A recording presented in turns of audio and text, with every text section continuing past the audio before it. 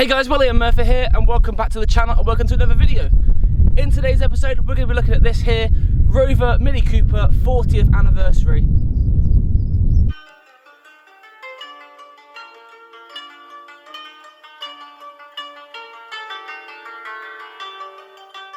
Okay, so you may or may not know, I am a massive fan of the Mini. It may not be very hard to distinguish that. However, 2019 marks the 60th anniversary of the classic Mini, and this Mini here is 20th birthday. So that's 60 years since Sir Alex Izagodis reinvented and re-shook up the world of motoring as we know it today. He took a front engine rear wheel drive car and flipped it on its head and made it a front engine front wheel drive car by mounting the engine transverse. Now what it meant for the Mini was the front engine was flipped around, so you had 20% engine and 80% passenger room. It is undoubtedly one of the most recognisable, iconic cars ever. So in April of 1999, the Rover Mini Cooper was released to the general public.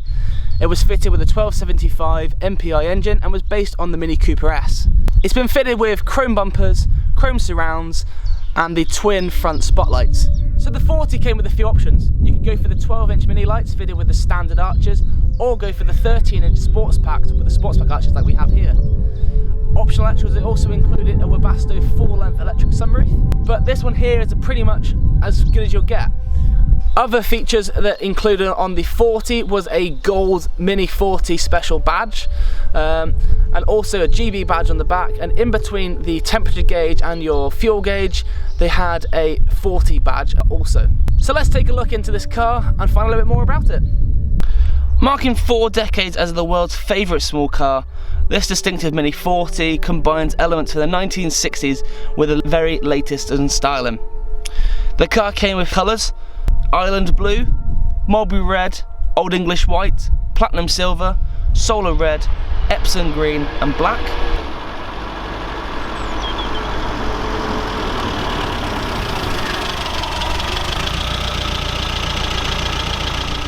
Okay, so if you'd have bought this car back in April of 1999, you would have paid £10,995 on the UK market.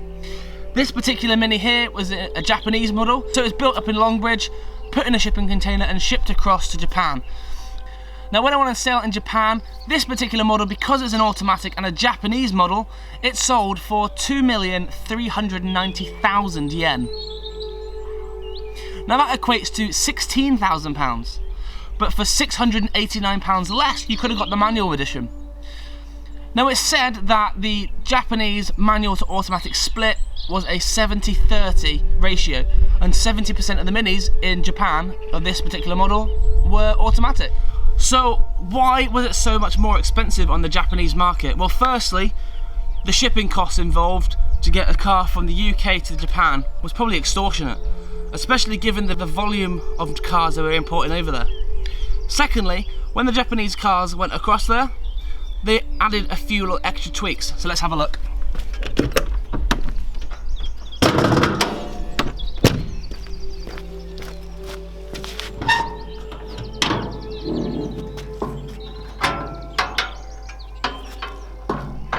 So when you look at this engine bay, it looks very similar to any injection model Mini. Now this particular Mini is a 1275 multi-point injection, so you've got a few extra accessories anyway. But when you look a little bit deeper, and just on the face of it, you've got this sticker, R134A. Now that's to indicate this car has been fitted with air conditioning. Now looking below the alternator, you have an air conditioning pump, and over here you've got the air conditioning condenser, and you've also got gas reservoirs and etc. and all various piping. It makes the car a lot more compact and a lot less room to work on. However, during the summer, this is an amazing addition to any car, and the Mini, woo.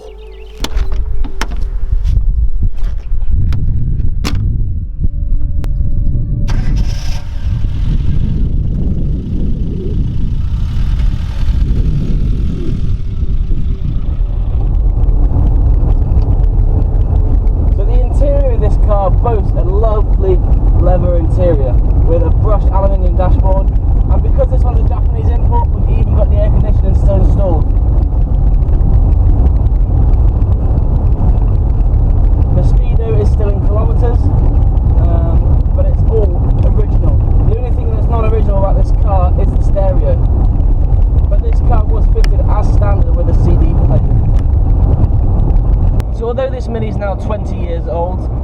it's still running like a dream. And it hasn't done many miles, it's done 36,000 kilometers, which works out roughly about 22,000 miles, give or take. So it's still practically a brand new car.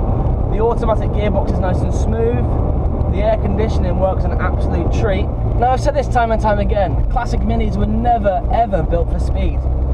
Back in the late 1950s, when Sir Alec Zagonis was designing this car, he was set out with the task to build a small, reliable and cheap to run car that will get through the Suez crisis. So if you ever have a Japanese car and ever wonder what this is for, Japanese cars come fitted as standard with a flare. When they get exported, they've got to be removed.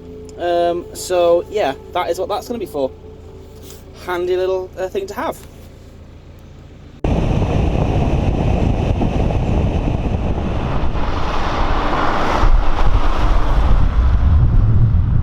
Now, in true Mini Cooper's fashion, this Mini's been fitted with a slightly larger exhaust. Now that comes as standard with this car to try and keep in with its rally heritage. It's also fitted as standard for the Mini 40 with the GB badge on the back, regardless of where in the world these cars ended up.